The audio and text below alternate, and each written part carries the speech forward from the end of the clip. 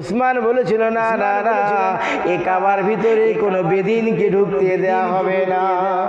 আমার রাসূলকে বলেছিল, কাবার মধ্যে প্রবেশ করার পরে রাসূল আমার দেখতে পেলেন কাবার ভিতরে তিনখানা মূর্তি, সাথে তিনজন আমার রাসূলের কদমে লুটিয়ে পড়ে বলেছিল, আশহাদু আল্লা ইলাহা ইল্লাল্লাহু ওয়া আশহাদু আন্না মুহাম্মাদার রাসূলুল্লাহ। শিয়ারা একসাথে 50 জন শিয়া মদিনায় চলে গেলেন।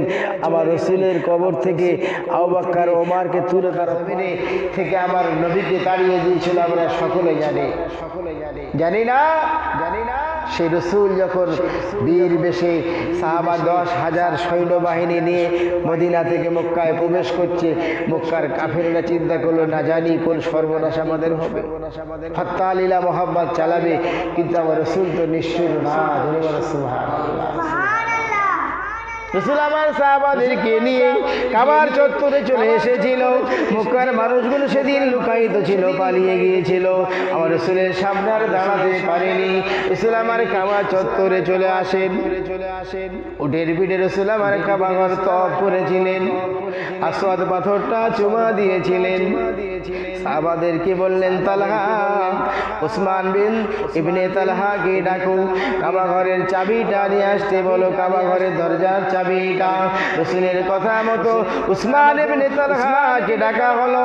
যেহেতু উসমান ইবনে তালহাকে আমার নবী চাবি দিতে বলেছিলেন, হিজরতের আগে বলেছিলেন, উসমান রে, একবার কাবার ভিতরে আমাকে প্রবেশ করতে দে। উসমান বলেছিল, না না না, এই কাবার ভিতরে কোনো বেদিনকে ঢুকতে দেওয়া হবে না। আমার রাসূলকে বলেছিল, বেদিন এখানে প্রবেশ করতে দেওয়া হবে না। আমার আল্লাহ পাক তার নবীকে সসম্মানে আবার কাবাকে বিজয় করে দেখিয়ে দিয়েছিলেন। রাসূল আমার উসমানকে ডাকলেন, চাবিটা আনা হলো। আমার আপনার নবী নূর নবী কাবার মধ্যে প্রবেশ করেছিলেন। ওই কাবার মধ্যে প্রবেশ করার পরে রাসূল আমার দেখতে পেলেন কাবার ভিতরে তিনখানা মূর্তি ছিল। কটা মূর্তি বললাম? তিনটে মূর্তি কাবার ভিতরে ছিল। বাইরে ছিল কটা? 360। কটা ছিল? 360 খানা দেবতাদের মূর্তি ওপরে নিচে করে কাবার দরজা চারধারে ছিল। রাসূল আমার সেদিন হুজুরের হাতে যে ছড়ি ছিল, যে তীর, আপনার সেই তীরের যে বাঁকা, যেটা এটা দিয়ে আমার মোস্তফা সেদিন একটা একটা করে সমস্ত মূর্তিগুলো সব ফেলে দিতে লাগলেন। আর সে সময় রাসূল পড়ছিলেন, যা আল হক ওয়া যাহাকাল বাতিল ইন্নাল বাতিলা কানা যাহুকা। জোরে বলো সুবহানাল্লাহ। সত্য এসে গেছে, সত্য জয়ী হয়েছে, সত্য প্রকাশ পেয়েছে, মিথ্যা বিদায় নিয়েছে। রাসূল আবার সেদিন একটা করে সমস্ত কাবার মূর্তিগুলো ফেললেন। আমার আপনার নবী নবী ওই চাবিটা নেওয়ার পরে সাহাবাদের খুলতে বললেন। কাবা দরজা খোলা হলো, রাসূল আমার ভিতরে প্রবেশ করলেন। আরে কাবার দেয়ালে ইব্রাহিম খলিলুল্লাহর মূর্তি বানিয়ে ঝুলিয়ে রেখেছে, ইসমাইল জবিউল্লাহর মূর্তি বানিয়ে ঝুলিয়ে রেখেছে, আর একখানা কবুতর বানিয়ে ঝুলিয়ে রেখেছিল। কটা? তিনটে মূর্তি কাবার ভিতরে ছিল। রাসূল আমার ভিতরে ঢুকে দেখলেন ইব্রাহিম খলিলুল্লাহর মূর্তি বানিয়েছে, আর তার হাতে একটা তীর ধরিয়ে দিয়েছে। যে তীরটা হলো ভবিষ্যতের তীর, ভবিষ্যৎবাণী করে। মক্কার মানুষদের আকীদা ছিল। রাসূল আমার বললেন, এ সমস্ত নোংরামো আর কাবায় চলবে না, এ সমস্ত শিরকি আর কাবায় চলবে না। ওই মূর্তিগুলো ফেলে দিতে লাগলেন, নিজে হাতে কবুতরটাকে জমিনে ফেলে ভেঙে দিলেন। রাসূল আমার বললেন, না না না, ইব্রাহিম নবী ভাবে তীর দিয়ে ভাগ্য গণনা করতো না, ইসমাইল নবী ভাবে তীর দিয়ে ভাগ্য গণনা করতো না। এটা মক্কার কাফেররা এভাবে বানিয়েছে। সমস্ত মূর্তিগুলো আমার রাসূল ফেলে দিলেন। সাহাবাদেরকে নিয়ে রাসূল আমার তওয়াফ করলেন, নামাজ পড়লেন 2 রাকাত।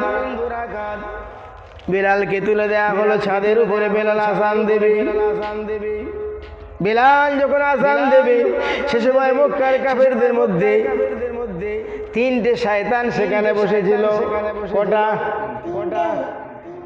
আযান দেবে বেলাল উপরে, এরা 3জন দূরে বসে আছে। আবু সুফিয়ান আছে তার সাথে, হারিস আছে সেখানে বসে, তাব্বাত আছে, কে আছে? ওনাকে বলা হচ্ছে আত্তাব, আত্তাব এবং হারিস। আর সেখানে আবু সুফিয়ান তিনজনে বসেছিল।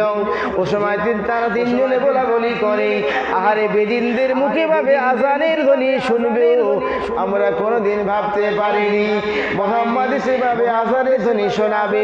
এই বেদিনটা মক্কার জমিনে আজান শোনাবে আমরা ভাবতে পারিনি। আমাদের সাথী সঙ্গী যারা মারা গেছে তারা নসিব না, তকদির না, কারণ এই বেদিনদের আজান তাদের শুনতে হয়নি।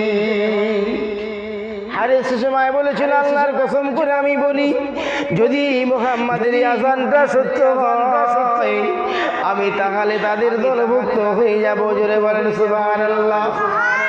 সেই সময় আবু সুফিয়ান বলেছিল, আমি কোনো কথা বলবো না, আমি কোনো মন্তব্য করব না।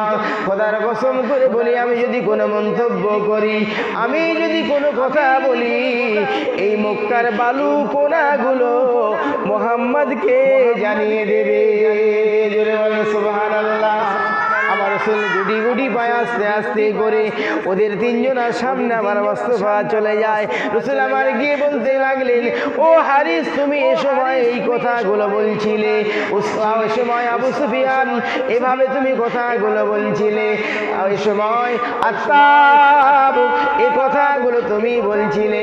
ও সময় একসাথে তিনজন আমার রাসূলের কদমে লুটিয়ে পড়ে বলেছিল, আশহাদু আল্লা ইলাহা ইল্লাল্লাহু ওয়া আশহাদু আন্না মুহাম্মাদার রাসূলুল্লাহ। সত্য নবী আপনি, সাক্ষ্য দিলাম সেই আল্লাহর উপরে। কারণ আমরা যখন কথাগুলো বলছিলাম, ফিস ফিস করে আস্তে আস্তে বলছিলাম, আমাদের মাঝে আর কেউ ছিল না। এ সংবাদটা তুমি কিভাবে জানলে? এই জন্য আমাদের ধারণা মুহাম্মদ নবী ছাড়া অন্য কিছু না। সুবহানাল্লাহ। বারহাক আল্লাহ তোমাকে নবী করেছে, বারহাক আল্লাহ তোমাকে পয়গম্বর করেছে। এ সময় হারিস আমার নবীর কদমে লুটিয়ে পড়ে যায়, আত্তাব আমার নবীর কদমে লুটিয়ে পড়ে যায়, আবু সুফিয়ান আমার নবীর কদমে লুটিয়ে পড়ে যায়। ও সময় বলেছিলেন, রাসূলুল্লাহ হাবিবাল্লাহ, আমাদের এই কথাটা পৃথিবীর কোনো মানুষ শুনল না, আপনাকে কে জানিয়ে দিল? রাসূল আমার বলেছেন, আমার আল্লাহ, আমার আল্লাহ আমাকে সমস্ত গোপন প্রকাশ সংবাদগুলো জানিয়ে দেয়। কে জানিয়ে দিয়েছিল? কে জানিয়ে দিয়েছিল? সেই আল্লাহ পাক আজও আছে না নেই? তিনি যখন আছে তাহলে আমার আপনার সাউরসানি, আমার আপনার দোয়া খায়ের, আমার আপনার দরুদ, আমার আপনার নামাজের কেরাত, আমার আপনার মহব্বত মুহাম্মদ রাসূল, আমার নবীকে সংবাদ ফেরেশতারা দেবে না? দেবে তো, আমার রাসূলকে দেবে তো।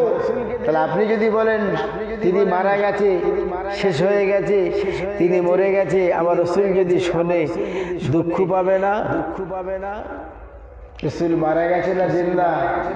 হায়াতুন নবী, আল্লাহ পাক নবীদেরকে জিন্দা রেখেছেন। পৃথিবীর মানুষের চোখে আড়াল হয়েছে, আমরা ভাবছি তারা সব মারা গেছে। অনেক জামাতের আলেম তারা বলছে বিশ্বনবী মারা গেছে, সেখানে আর কিছু নেই, সেখানে আর কিছু নেই। শিয়ারা করে না? শিয়ারা বলেছিল, শিয়াদের অনুষ্ঠানের সময় তারা দুটো গরুর পিঠে দুটো সুন্দর সুন্দর লাল গালিচা লাগিয়ে আবু বকর বলে একটা গরুর পিঠে লেখে, আর একটা গরুর পিঠে ওমর বলে লেখে, ঝাঁটা জুতো কুস্তি নিয়ে গরুর পিঠগুলো মারে। কারণ তাদের আকীদা হলো এই আবু বকর আর ওমর ফাতেমার সম্পদগুলো লুটে নিয়েছে। নবীদের সম্পদ এভাবে আপনার বন্টন হয়নি, নবীদের সম্পদ এভাবে বন্টন হয় না, কারণ নবীরা মরেনি। জোরে বলো সুবহানাল্লাহ। তানারা রেখে গেছেন যেটা, সেটা হলো আল্লাহর প্রদত্ত দেয়া জ্ঞান, ওহির জ্ঞান মানুষকে দিয়ে গেছে, সম্পদ কাউকে দিয়ে যায়নি, দিয়ে গেছে। ফাতেমা চেয়েছিল আবু বকর সিদ্দিকের কাছে, আবু বকর সিদ্দিক বললেন, আপনার বাপের সম্পদ নেবেন আপনি? নিয়ে নেন আপনার বাপের সম্পদ, আপনার বাপ তো রেখে গেছে এলেন। জোরে বলো সুবহানাল্লাহ। কিন্তু শিয়ারা এই সাহাবাদেরকে তারা মারেনি। আবার নবী যাদের ভালোবাসেন তাদেরকে আপনি ভালোবাসলে আমার মোস্তফা খুশি হবে না? খুশি হবে তো। কিন্তু এই শিয়ারা মানে না, তারা এভাবেই অনুষ্ঠানগুলো পালন করে, আরও বিশ্বনবীর সাহাবাদেরকে তারা ভক্তি করতে চায় না। এমনকি শিয়ারা একসাথে 50 জন শিয়া মদিনায় চলে গেলেন, আমার রসুলের কবর থেকে আবু বকর ওমরকে তুলে তারা পোড়াবে। শামসুদ্দিন তিবরাজ তিনি বললেন, আমি তো মদিনা শরীফে আছি, আর আমার রসুলের লাশ তারা ওখান থেকে ওমরের এবং আবু বকর সিদ্দিকের লাশ নিয়ে তারা পোড়াবে। এই সমস্ত আকীদার মানুষ আজও আছে না নেই? এই সমস্ত আকীদার মধ্যে আপনি ঢুকবেন না, সর্বনাশ হয়ে যাবে, শেষ হয়ে যাবে। আপনার ঈমান মূল্যবান সম্পদ, এটা বাঁচানোর চেষ্টা করেন। ঈমান আপনার মূল্যবান সম্পদ, এটা বাঁচানোর চেষ্টা করেন। এটা যদি কোনোভাবে শয়তান চুরি করে ফেলে, আপনি বরবাদ, চিরজাহান্নামে হয়ে যাব। আল্লাহ আমাদের সকলকে হেফাজত করবেন। আল্লাহুম্মা।